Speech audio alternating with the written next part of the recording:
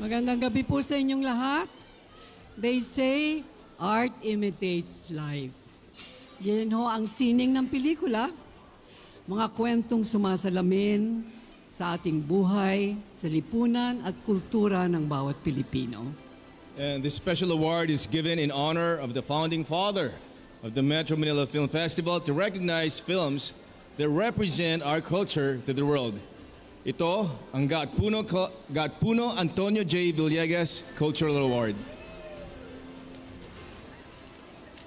And the Gatpuno Antonio J. Villegas Memorial Award goes to... Sabay tayo? Sige po. The Kingdom! Woo! Ano mo?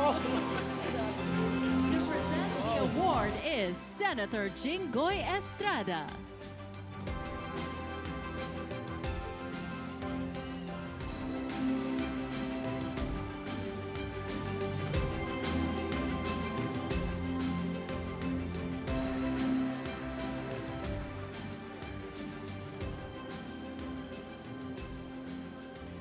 Mr. Piolo Pascual, you need to join me here.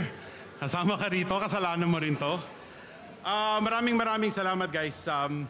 Isang malaking karangalan para sa aming lahat. Sa lahat ng bumubuo ng The Kingdom, it is a great honor to be able to do this film. Siyempre ngayon, medyo sinuswerte tayo, but a lot of people did not believe in the project in the very beginning. Kaya nagpapasalamat ako to the ones who did believe. Kasi yun naman talaga, in the face of everyone saying that Philippine cinema is dying, it is reliant on us, yung mga dreamers, yung mga makers, yung creators na ituloy ang laban. Kaya maraming salamat po. God bless you.